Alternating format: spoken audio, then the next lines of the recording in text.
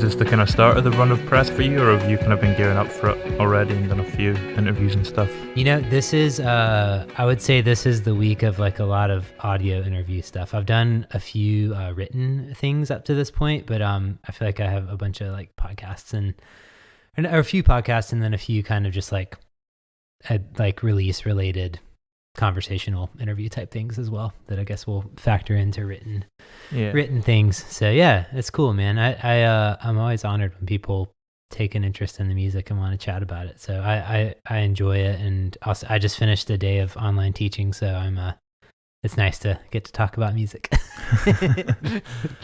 Are you the teacher? I am, yeah. So I've been working on a PhD in human geography for a long time, a number of years. The past few years, I've been kind of splitting time between writing my dissertation and touring and recording and stuff. So I'm working towards finishing it, hopefully like middle of this year. That's the plan.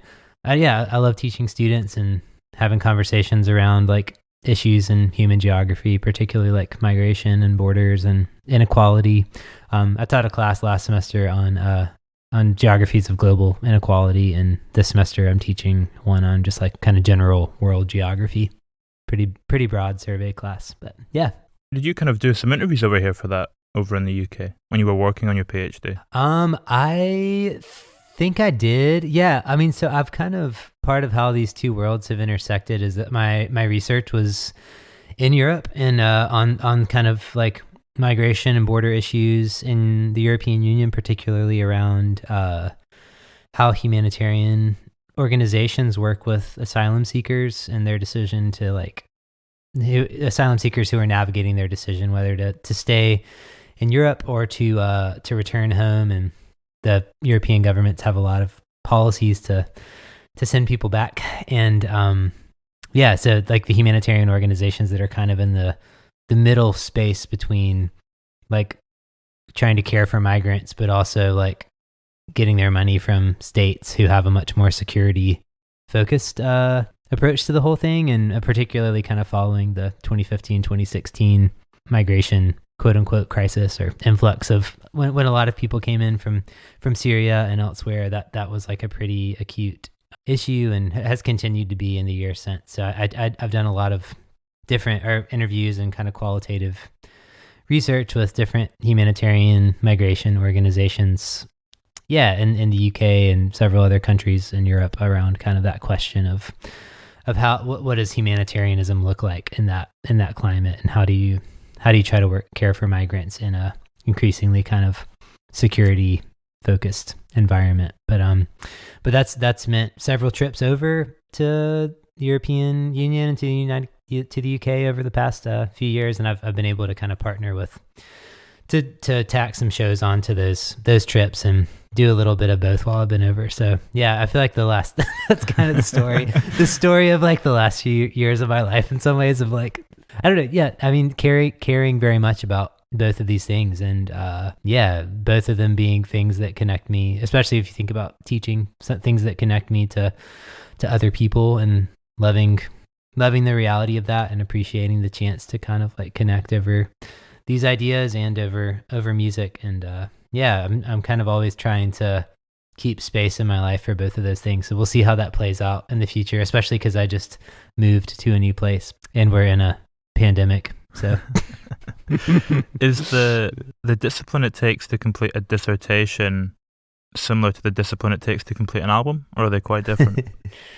I think I can only say that from my experience. A dissertation feels like a pretty long process, in terms of like how much time it takes to actually be in the throes of the thing and working on it and editing it and revising it. So I don't know, I guess it depends on like how broad of a view you take on an album. If you think of all the songwriting and home demoing and like revision and kind of bouncing ideas off of other people before you go into the studio, maybe they're somewhat comparable, but I don't know.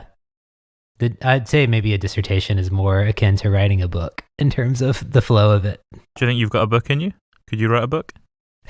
I'm not sure. I feel like I think I had a season in my life where I really enjoyed bouncing between, or so I guess balancing all of this stuff. And now I'm a little bit like stressed by the fact that I don't know.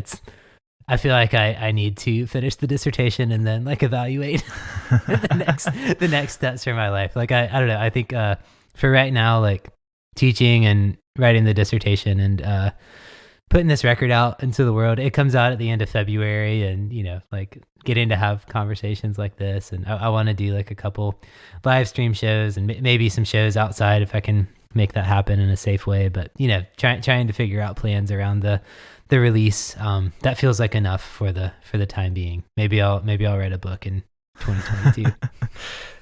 So did you move home pre or post pandemic? Where were we at that point when you were moving? Yeah, it was a few months before, but it's been, the flow of it has been kind of strange on top of an already very, very strange season, because we moved to South Carolina in the fall. I say we, my wife and I and our dogs moved to South Carolina in the fall of 2019, and we bought a house here in South Carolina.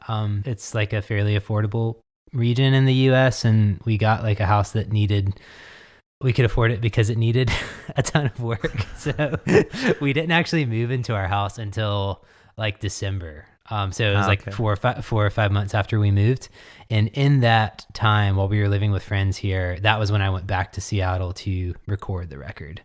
And then it felt like kind of as soon as we moved in, it was like the pandemic news was breaking and cases were starting to emerge and stuff. So there was some space there, but it feels pretty continuously strange and in between and transitional in my mind. How long had you been in Seattle for? We moved there in 2013.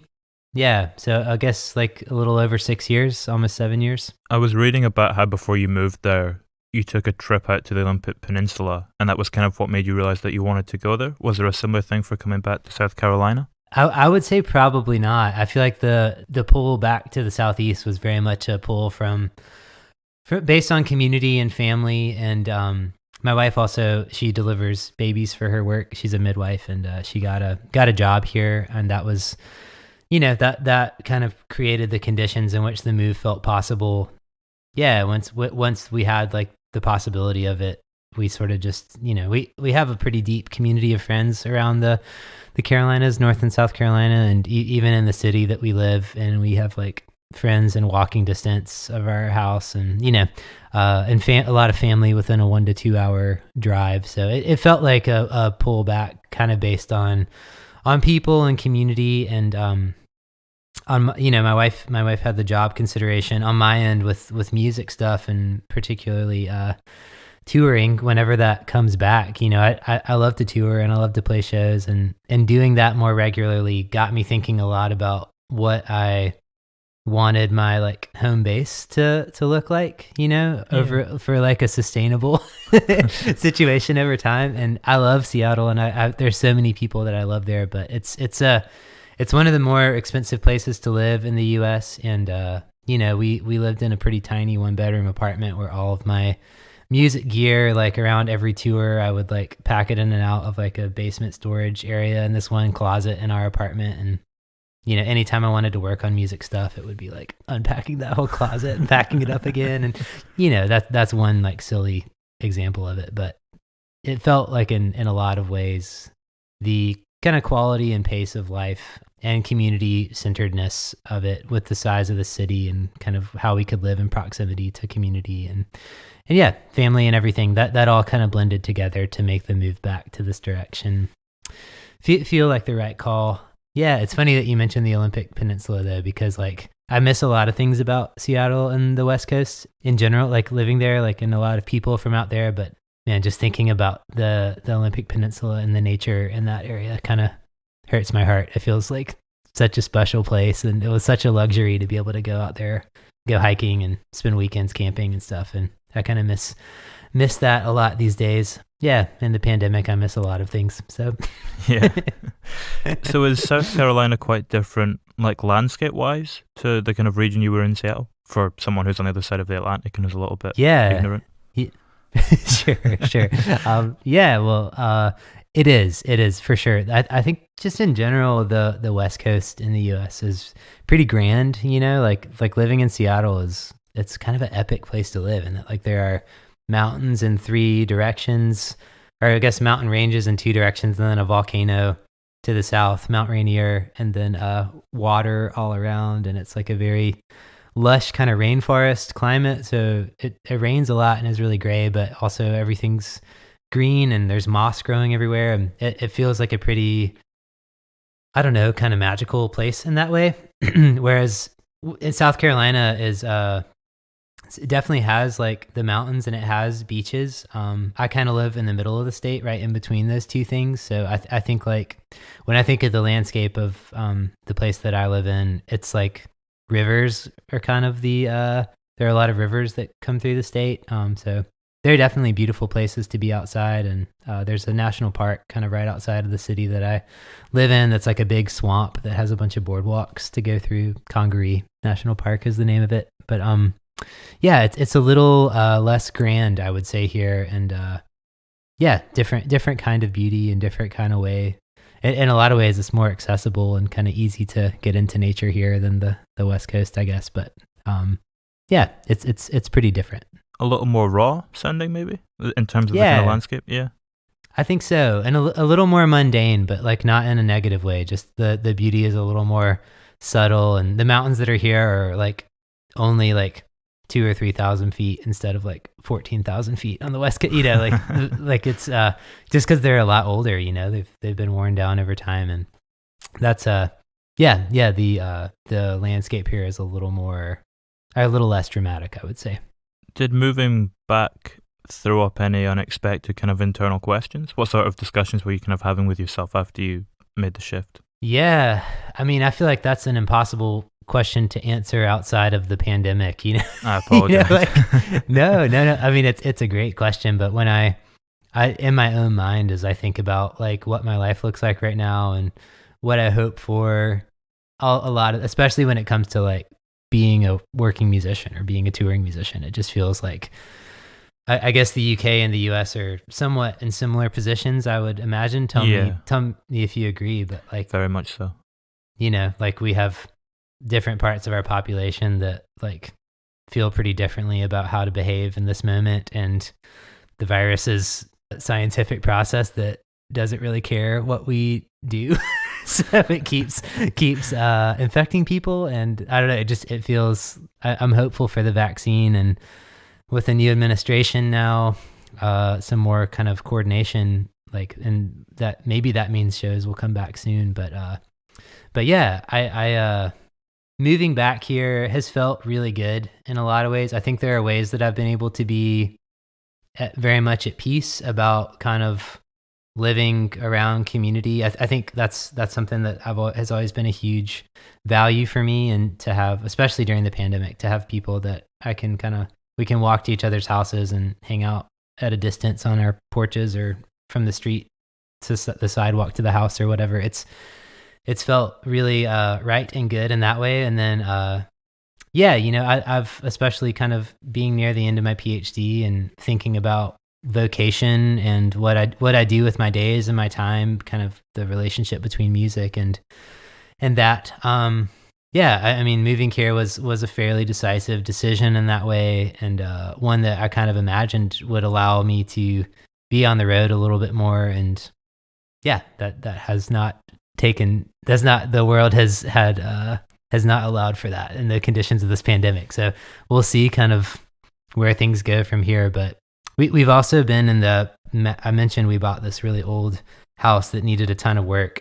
We've just finished about a year straight of fairly nonstop construction and housework, which has meant that like I don't really like there have been people in the house a lot of the time that I've been trying to, because of the pandemic, like keep some distance from, and but also I've been sort of managing that construction project and scheduling people and trying to do whatever I can myself and learning a lot in the process. So I feel like the flow of my life has just been really weird. It's like it's been strange to because right before we moved here, I did like a 5-week Europe tour with Steve Gunn, kind of all over Europe, and then we moved here, And that was basically the last time I played a show in 2019 because I was recording in the fall and then the pandemic happened. So I did this really long, amazing tour, and then we moved here. And then I've been like a construction project overseer for the past year and like teacher online. I'm teaching online. So it's been really meaningful to get into the flow of this record coming out now and to be able to kind of reactivate music in my life. It's something that like I'm spending my time doing. And because I felt like, especially with that construction going on around the house, it wasn't a super conducive environment to be like picking up the guitar and kind of going into that like writing or demoing mode. So it feels really fulfilling to be getting back into music at this point. What sort of stuff were you doing on the house personally when it came to the kind of construction side of it? I did all the painting. I mean, basically all the like very low skill jobs, like the jobs that involve a lot of time and not a lot of skill.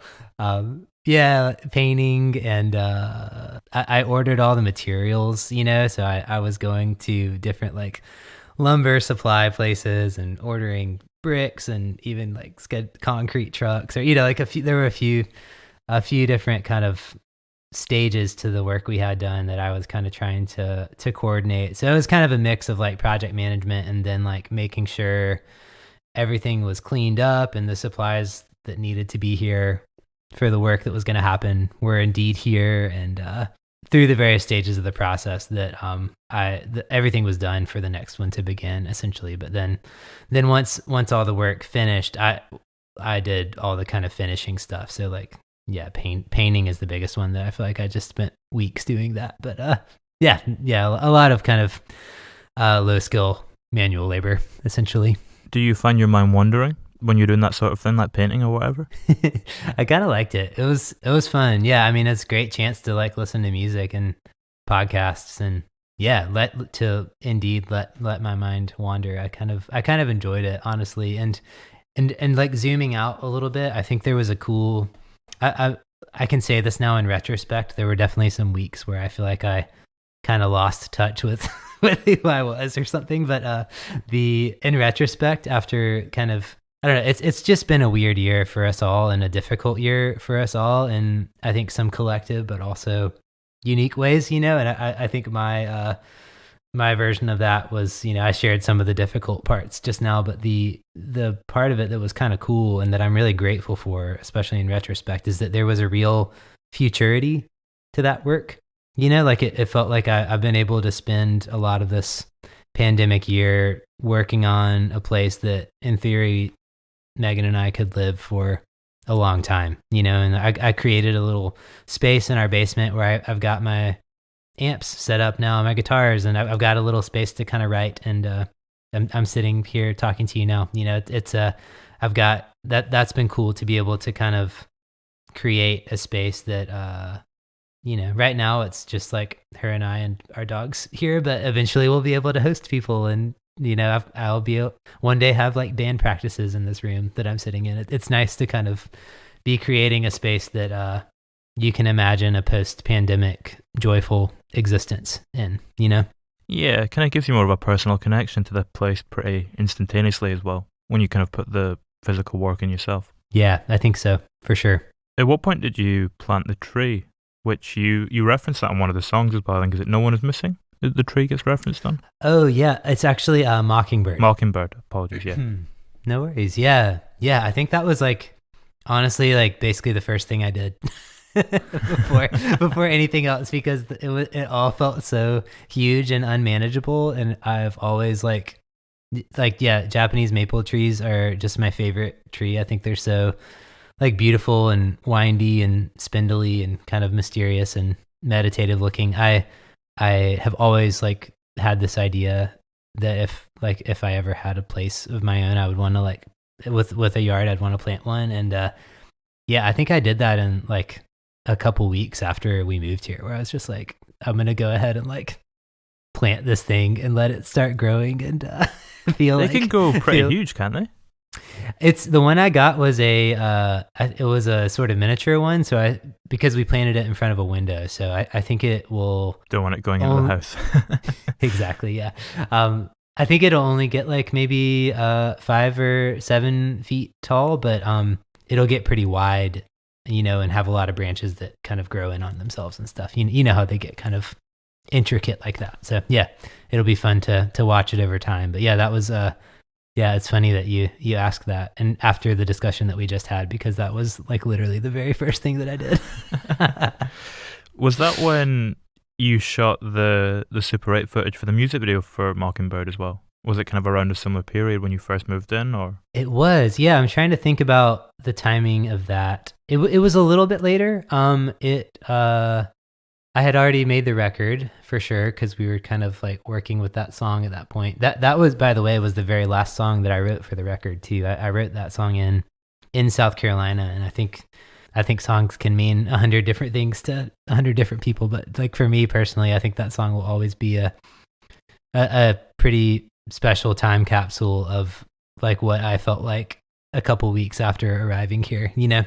The Super 8 footage for that music video was sometime early in the pandemic, like in 2018, because I remember 2020 in early 2020, because I remember it was in that phase where like no one was sure if we should like see each other yet. It was all like pretty confusing what we should be doing around the pandemic. So I kind of reached, because I have a few shots of like friends around my neighborhood or neighbors in that, but it was in the spring, and it's so nice in the area that I live in. The spring is like the best time of the year, and so everyone was out on their porches kind of hanging out, so I just kind of like texted people. I was like, hey, if you like want to come out on your porch, I'm going to be walking around the neighborhood with this camera. So yeah, I just that was that video, similarly to me, will kind of be a cool, represents a pretty unique timestamp in that early pandemic, like having settled in this neighborhood and in this new life and place.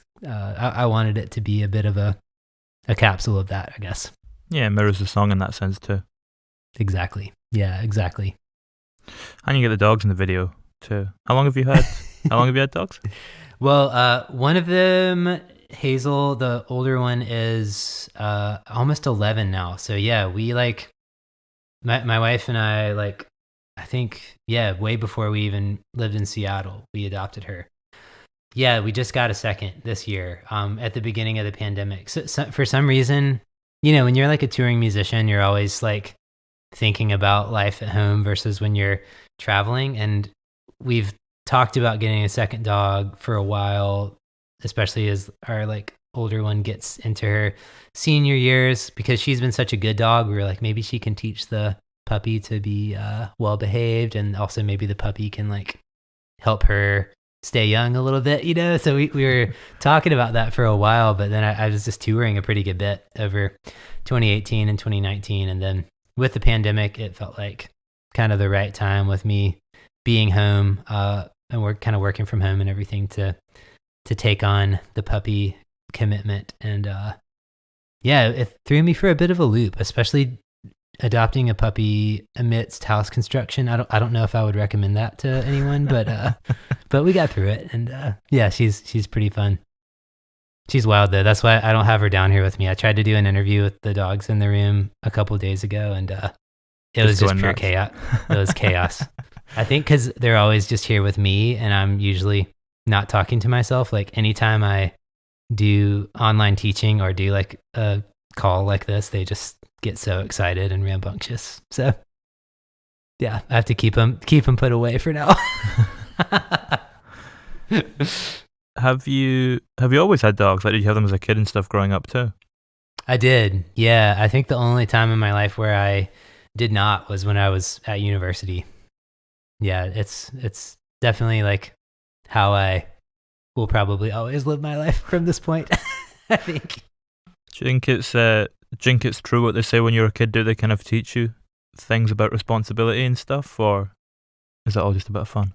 I think that's probably true. Yeah, I'm just thinking about my growing up experience when you said that, because I had a really big family growing up. I was the oldest of 6 kids, and we had a dog, but it basically, I think my parents were like, obviously had a lot going on with that many children, and so the dog was very much like my responsibility. I mean, my parents definitely picked up the slack sometimes, but they they yeah, I definitely, like, even as like a 7, 8, 9, 10 year old, kind of bonded with that dog and spent a lot of time with it. So I'm sure there were a lot of lessons garnered there, even at a young age. But yeah, it's just a pretty special kind of companionship too. I'm someone who likes to spend a lot of time outside and go on long walks. That's something that I do pretty much every day. And yeah, it just feels nice to kind of have a dog to share that with. And yeah, it encourages me to keep that as like a regular part of my life too. Feels mutually beneficial in that way.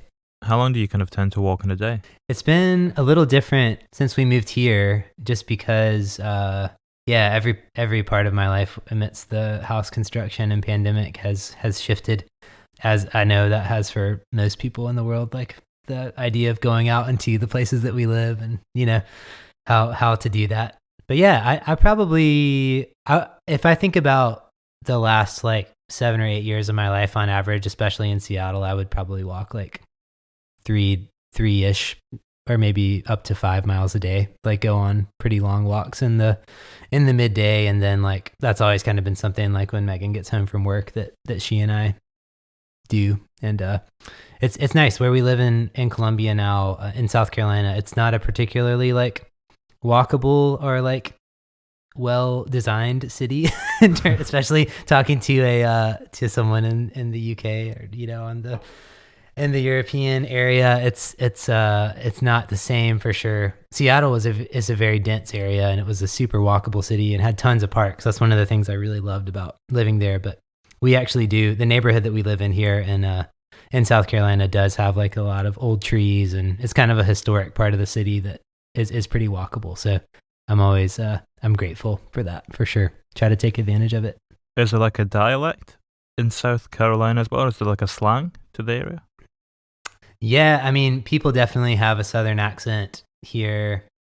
I feel like I don't know if I have one. You can tell me, but yeah, I mean, people say y'all, instead of you guys or whatever. That's one of the biggest distinguishers, I guess. But yeah, it's definitely in that part of the United States where people talk a little slower, have a little bit of a drawl or something. I don't know. It has that for most of the people that live here, I think. Do you think in a kind of broader sense, the language that you're surrounded by growing up, does that kind of inform your songwriting and your creative voice in any way? I definitely think so. Yeah, I had a few bandmates or friends in Seattle who would always say like the only time I can tell you're from the South is when you sing and the like language you use in your songs. I mean, I think the worlds that we grow up within, shape us in so many ways. And I think about that a few different ways, like definitely in terms of like if I sing with any kind of like slang or dialect, but also, I mean, just the imagery. It's funny, like I grew up in a pretty conservative, religious, evangelical, I guess would be the correct term, kind of environment in the States, which that's, well, I won't get into that, but, yeah, I was gonna say that's become a more prominent like feature of American life and voting base and everything in the last few years, especially. But which I feel very far from all of that, basically, or most of that. Yeah, all of that. But it's funny how even when I go to write a song, like things that I remember from like going to church as a kid, like imagery from that, comes to mind, or like in evocative ways. It's the experience of growing up in a fairly small town with like a big family in South Carolina. Definitely in that kind of climate, I feel like when I go to write songs and I'm kind of summoning imagery or metaphors, or like, if I could identify like a positive aspect of that upbringing, it was that it definitely encouraged engagement with mystery and with big questions. I mean, some of that was like definitely fear-based, and that is not a good thing. But I think at some level it did like activate my mind towards mysteries of existence and kind of big questions around that. And that's certainly, I would say, if I think about what happens when I start to write a song. I go there pretty quickly, you know. Yeah, I mean, you do seem to ask. I mean, quite often you do seem to ask questions in your music. Do you feel like you kind of need closure in music, or are you quite happy for it to be open ended sometimes and just be asking things without really answers and more just pondering? Yeah, I think the latter. It's a great question. I think that songwriting for me, I mean, people would probably, different people might have very different opinions about that, which I think would be, is really valuable. But for me, in my experience of songwriting, I have never gravitated towards songs that like try to teach me lessons. I mean, there's definitely like a tradition of like protest music that I think is really cool and am inspired by for sure. But I grew up, part of that upbringing I referenced a little while ago was like being in my earliest years as like a music listener, pretty like siloed in the contemporary Christian music environment, which feels like, you know, not to be like mean or anything, but yeah, the songs are very much like didactic often. Like they have a clear message and sort of an agenda upon you often, or they assume a shared kind of sensibility among the listeners. And that's something that I feel like as I have aged and started to write my own songs, and then just started to write more consciously over time, I've really valued the exact opposite. I really value the ability for songs and songwriting to allow us to enter into mysteries and to enter into big questions without the need to produce an answer. I feel like we have so few spaces like that in our life often, you know. I feel fortunate enough to be able to write music that some people like to listen to and come to shows, and you know, I have like a chance to kind of like put these songs into the world, and then people pick them up, and there's a chance, you know, to see how they travel, and to travel myself around with these songs and play them in different places. So I feel like songs for me are like a very mysterious, open-ended thing, and that's not to say that songs can't have a specific point or a specific reference in them. If I think about a lot of the songs on the new record, I reference some pretty specific moments in them and specific memories I have or specific things that have happened. But then I think like songs offer us an ability to kind of juxtapose the particular and the general, or the known and the unknown, and to kind of, like I said, like engage some of the mysteries of what it means to be like alive, and for me particularly what it means to be alive in relation to other people. I think that's something on this record that I'm wrestling with a lot in light of the last few years of our country, and thinking about my life and this move recently and everything. I think this record engages a lot of the questions like you asked earlier about how I'm kind of feeling about being here and what questions the move has raised. I feel like the record is definitely a good representation of that, you know? What you're saying there as well, that idea of, you know, connecting with people over these things and having a conversation with them, is that what you quite often, I mean, I think pretty much in every song have the two kind of voices harmonizing. Is that kind of supposed to be like a direct representation of that kind of going along the spine of the record? That's a cool thought. That's not a connection that I've consciously made, but I love the idea of that. That's a really beautiful thought. Amy Godwin is the vocalist on the record, and we've done several records together. Yeah, she's been my closest collaborator over time and is a dear friend. She lives in Portland, Oregon now, and is a choir teacher there. So we don't get to play shows too often together, but I definitely feel like being able to sing with her and record with her is a pretty foundational. I don't know. It's really important for me as a musician, and has been really important to the history and continuation of this project.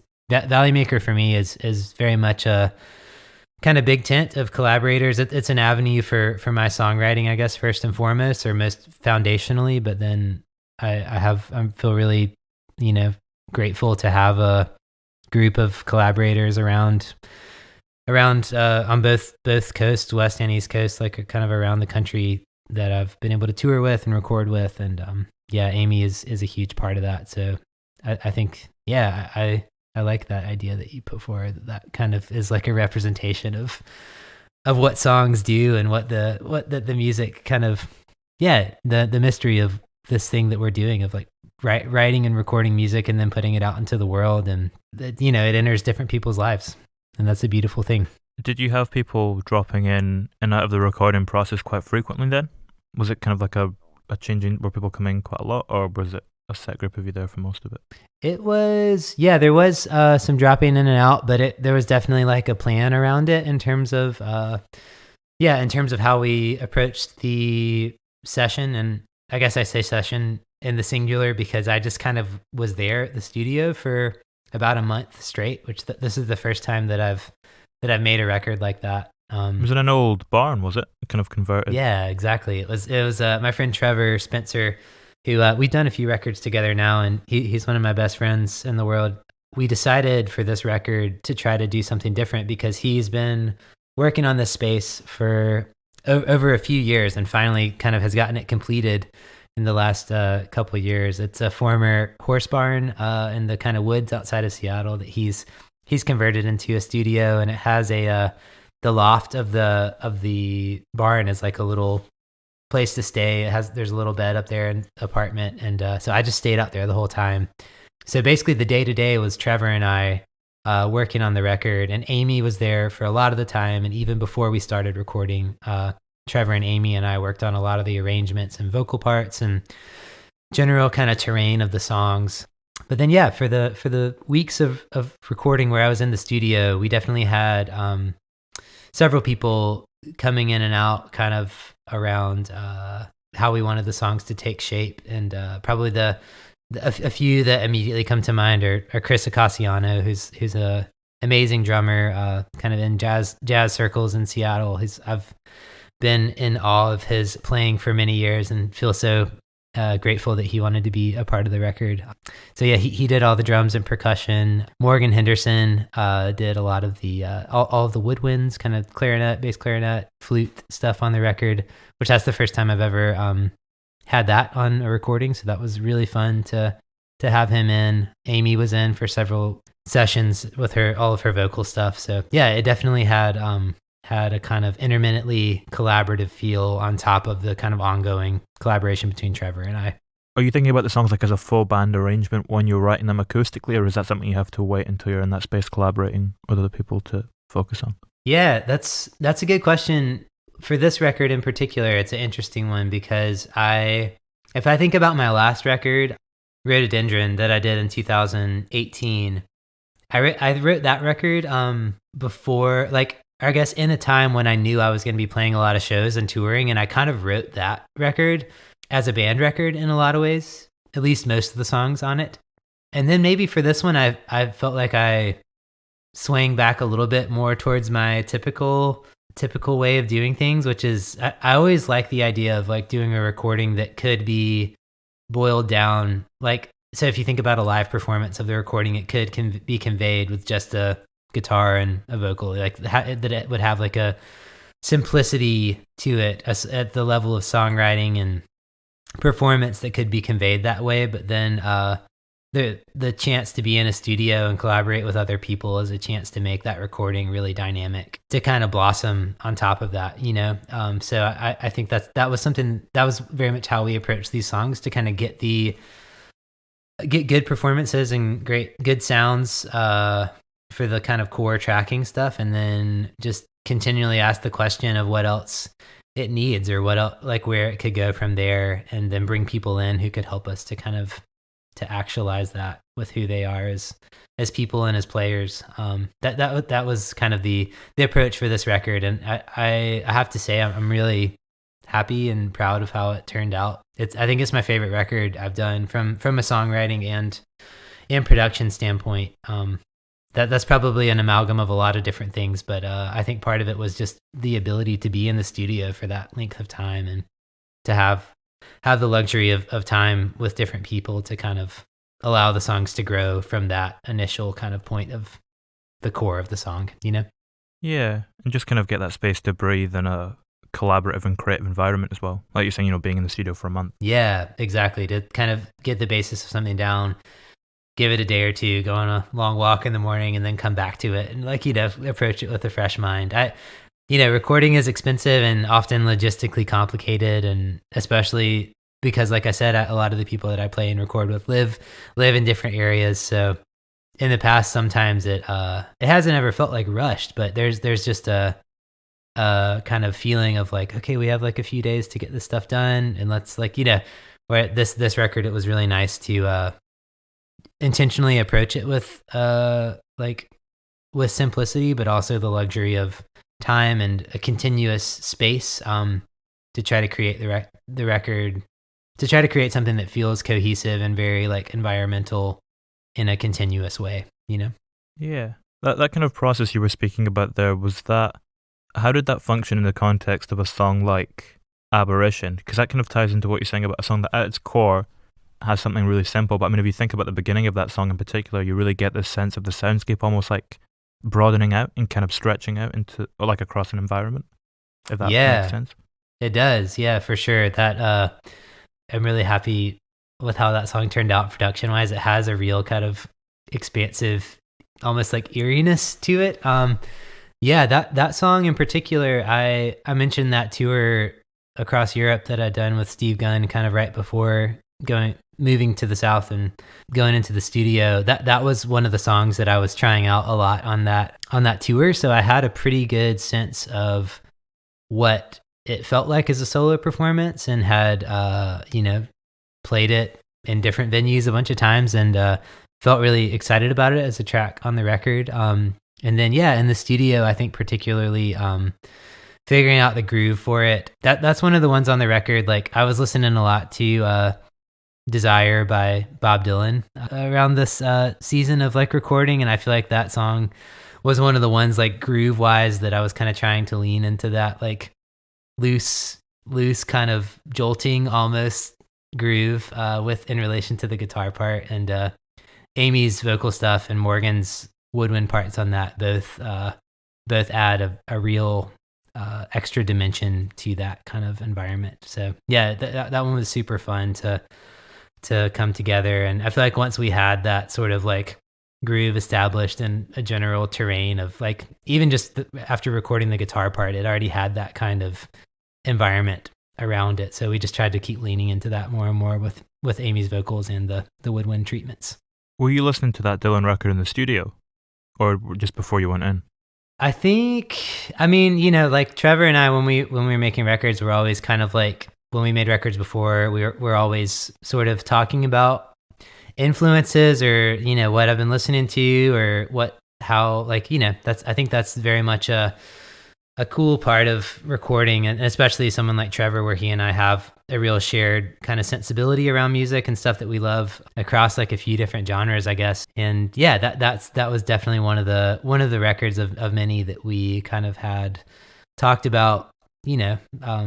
I think particularly the song Sarah on that record is one of my favorite songs ever, and I love the way it feels. It just is like a perfect feeling song for me. And the thinking about Aberration, I know that was like one of the songs that we kind of like referenced of like, it would be cool to kind of like, in the early, probably before even going into the studio, like in the kind of initial planning stuff, that was a lot of what like Amy and Trevor and I did on the front end of tracking, especially, is just kind of sitting around and, in a living room and basically doing my favorite thing in the world, just like sharing songs with each other and kind of making plans for recording and kind of beginning to imagine the world of the record. And yeah, that record was certainly a reference point in those conversations.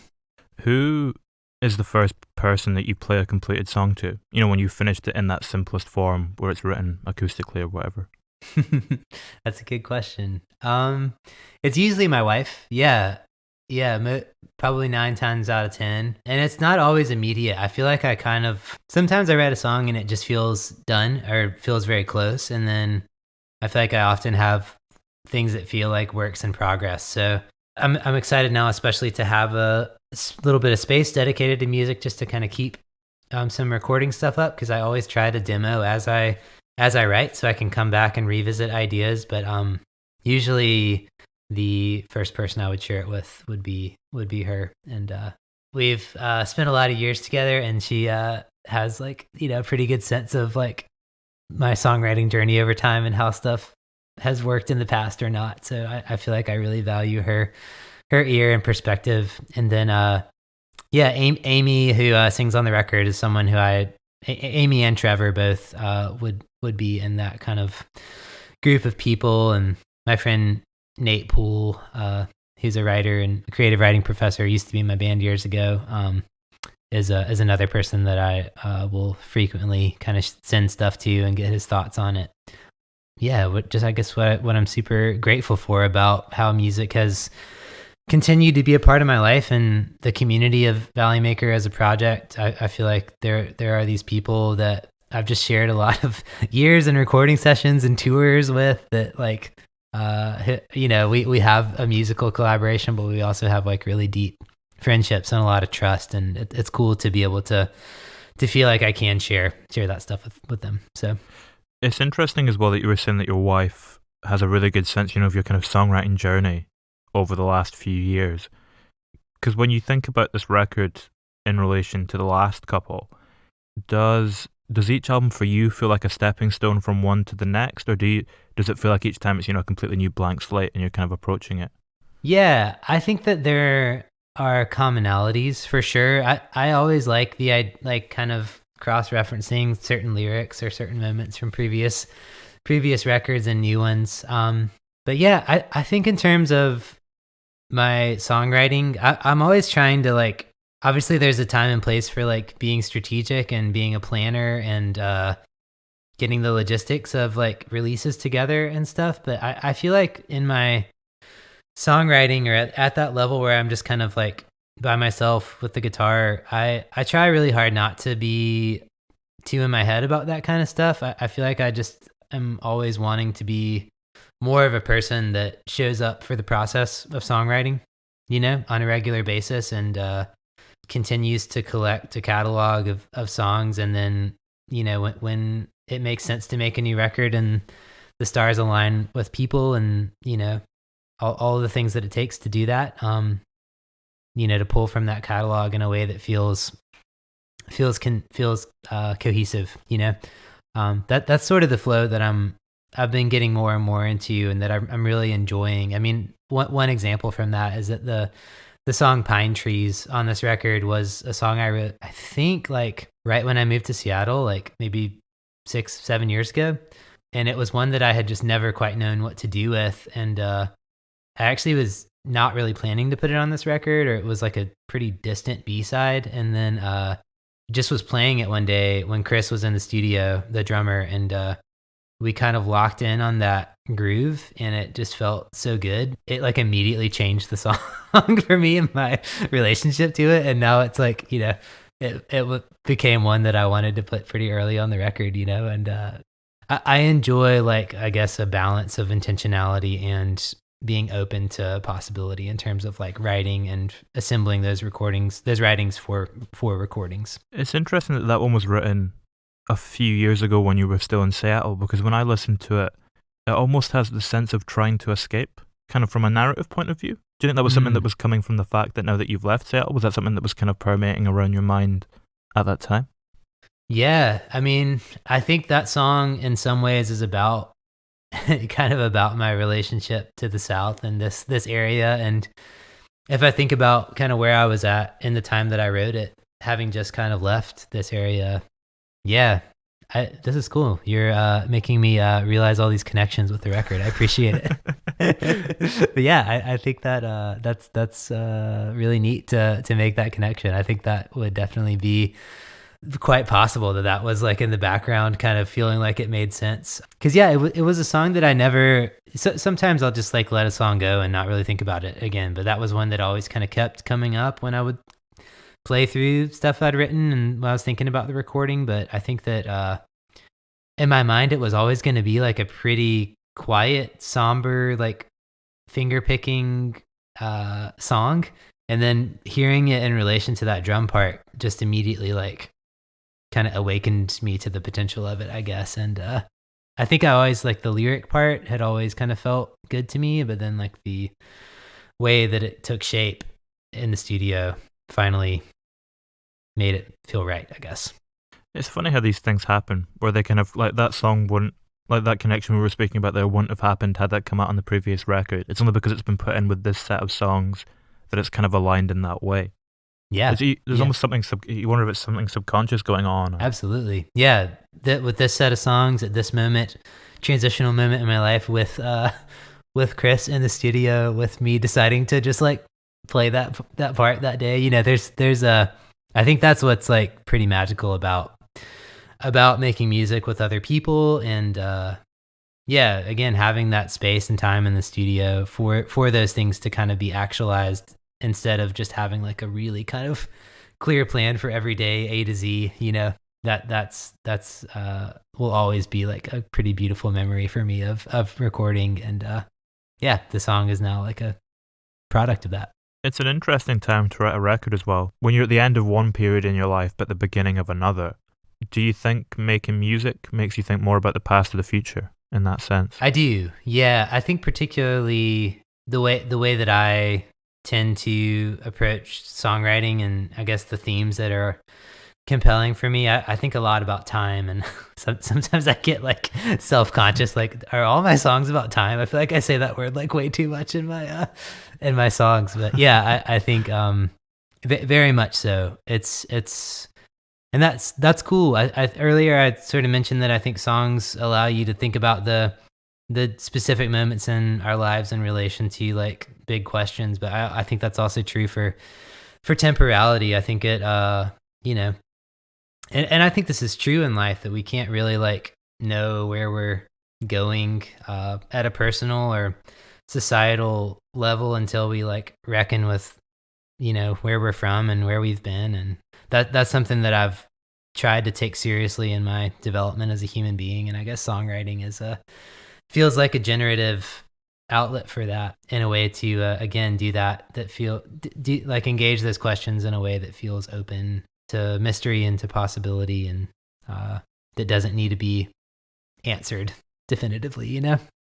How does it impact your sense of control over these things, putting them in a creative environment and tackling them in that space?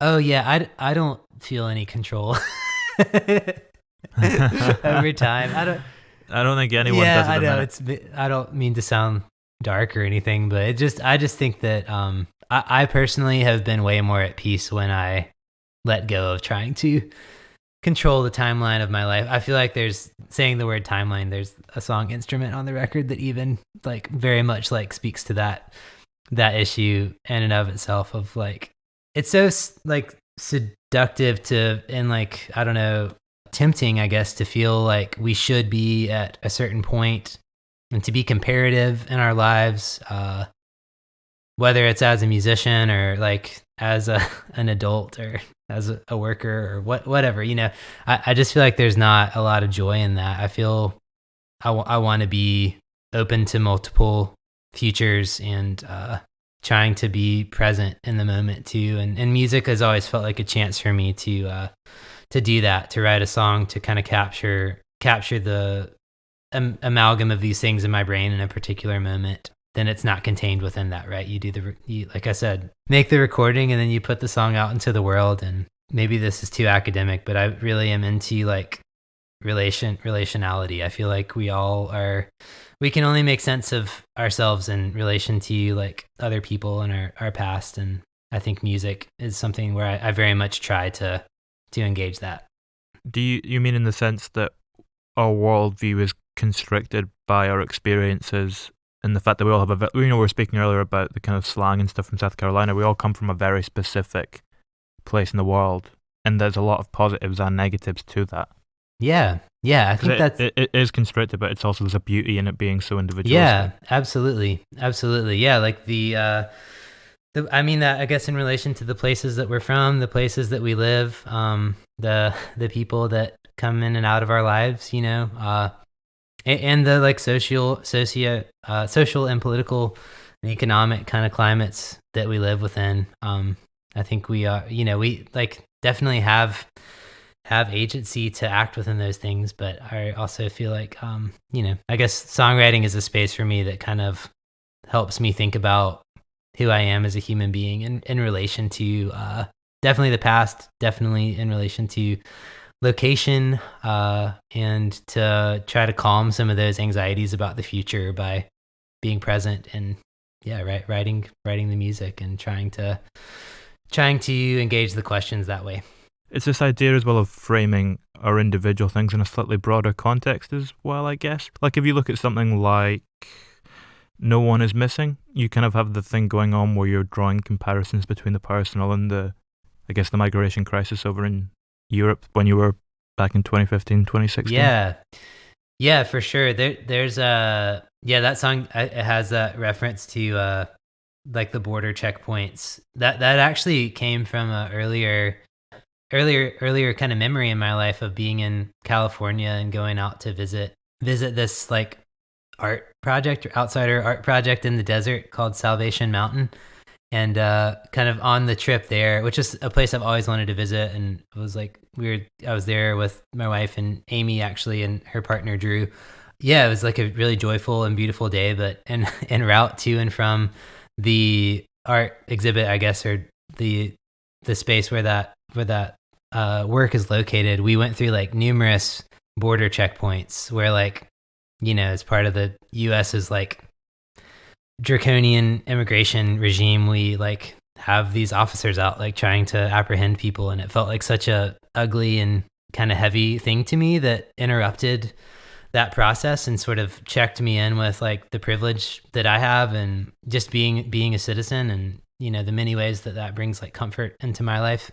But yeah, I think that that song in general, No One Is Missing, has felt, it's a funny one to have released in the past few weeks with everything that's happened in the country, because I feel like I kind of wrote that song at some level about like the tension that exists in like American life, and particularly being like relatively well positioned in American life as I am, and the realities of I don't know, all of the anger that people feel in this moment. And it's not just in this moment, there are like deep historical roots of it, but kind of like what it means to be in a society such that we're in at the moment. I think that song, that's one of the things that song is kind of grappling with, along with some more personal things for me around traveling and community and leaving home a lot, and like missing people. There's an element to which the song's quite literal in that way, I guess. But I mean, when you listen back to it now, do you lose sight of where each line fits in contextually, whether it be a personal line or one of the more political? Because the joy of listening to it is that I don't know what was written about a personal thing and what was written about a political thing, and they kind of become both. Yeah. If you know what I mean. Yeah, for sure. Yeah, that's cool. I think that's right on. I mean, I wouldn't try to draw like too much of a distinction between those things, even in the course of everyday life. I think like many of the decisions we make are political, and much of everyday life is political. But yeah, I'm always figuring out what my songs mean. Honestly, I I think that there's like a terrain of meaning that when I start like working on a song, I'm definitely like working through in my head, and sometimes I'm figuring that out as I go along. I don't know, sometimes I'll be on tour and play something and I'll be like, I actually think I wrote the song about this, and I'm just realizing it.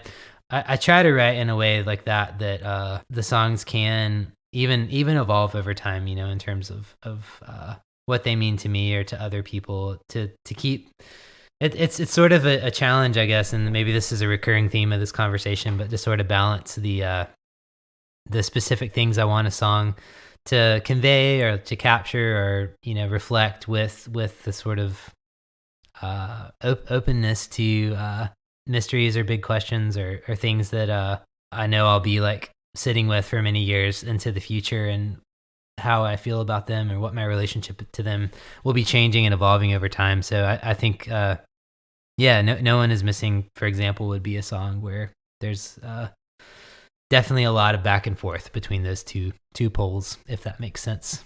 Yeah, I think it makes the songs such as like, is it Voice Inside the Well? When you're speaking about kind of, I guess, gun control and what happened in Las Vegas, and it's probably the most it's probably the most direct song on the record in that sense. Kind of completely wears its political heart on its sleeve, and it makes something like that stand out in sharper context. When it's probably the only song on the record that doesn't really have that element of back and forth to it. Sure. Yeah.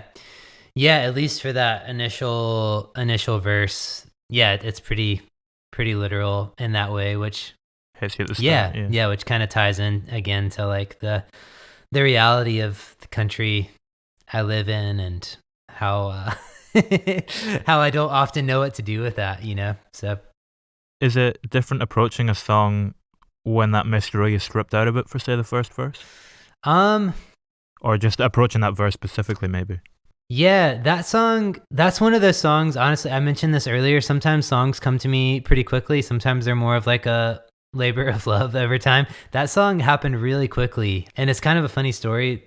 When I turned 30 years old, my wife got me this like 1960s Martin acoustic, which is like basically the nicest thing anyone has ever done for me. And I was so ecstatic about it. And the next day, while she was at work, I was just like, playing it and that the riff of that song came to me and I honestly wrote that song like in the span of an hour or two, you know. So I think like that's probably like related somewhat to how you said it feels like one of the more direct ones or succinct in what it's doing and saying. Yeah, that kind of, it came together pretty quickly in that way and probably conveys a headspace and was written a few years ago, like a little closer to that event as well. Almost more of a stream of Yeah, consciousness. exactly. I think it does have like a stream of consciousness element to it for sure. It's interesting that it's followed. Is it On a Revelation comes after it as well? It does. Yep. When was what was the last revelation you had that kind of profoundly altered your view on something? Well, I mean, I think this this is maybe like a cheap answer to your question, but I really do think that the pandemic has been a continual revelation in a lot of ways. Yeah. And one that doesn't feel like it's done quite yet. But yeah, I think just like on that theme I hit on earlier of how much our lives are all like interconnected and the well-being of like any of us is like intermeshed with the well-being of others. You know, I think that's been something that has felt really true in this year, but also just how you know, moving to South Carolina and thinking that I was going to be like touring a lot and sort of stepping more into that life a little more singularly, and then the pandemic happening, I feel like it has just been a lesson or a revelation, you could say, in like how little we can control, you know, and how we have to like find peace with that and find ways to be content and joyful even in kind of adverse or unexpected situations. There was a moment too, which that song references, on the way out here to South Carolina. I played some shows on the way back, and I had a concert in Minneapolis as part of that tour. And I was already at the venue, but my wife was at a hotel and was coming a little bit later, and she took like a Uber or Lyft to get to the venue. And on the way there, like got in a pretty scary car accident that was like a few blocks from the venue. And I like, she called me like, you know, totally upset and crying. I could hardly understand it. And she told me like, she like sent me her location, and like I basically ran out of the venue like to there. And that sort of, I think in the context of that song and having written that song, that was probably the latest one that I reference. I think in later in the song, maybe the second or third verse, like a moment of just kind of like feeling like your life is one thing and then realizing that it could change so fast, or like what you know and hold dear could leave you. You know, I think that song is that's one of the moments in that song that I brings to mind a memory in the relatively distant and not too distant future. Past, sorry. I mean, with that said, though, and we've spoken about it a few times, the idea of this lack of control that we have over everything, there does seem to be like a real sense of gratitude about the album, and I kind of hope that comes from that. Yeah, thank you. I hoped that would be the case, to use the same word. Sorry, but I yeah I feel that in my life. You know, I have always, even on the darkest days, I feel like I try to see myself as someone who loves other people and is loved by other people, and that is like a thread that like ties me to existence and being alive in a really meaningful way, you know? And yeah, just the idea, like all the uncertainty around this move and coming back and what it meant for life, and, you know, leaving friends that I love and coming back to this place that I grew up. And for all of that, like I have a home, and I, like, you know, I get to share that home with like someone that I love. And, you know, there are very real reasons in my life to be grateful and to be like, you know, I don't know if hopeful for the future is the right word. That feels like a strange thing to say right now, but at least like to want to carry on and to desire to carry on with other people, and to try to do that as well as we possibly can. I think that's something that you know, I'm pretty committed. You know, at what point, at any point that I feel like the songs that I play are like how I exist in the world. I hope that is a part of that, and is real in that. So thank you for recognizing that about the record.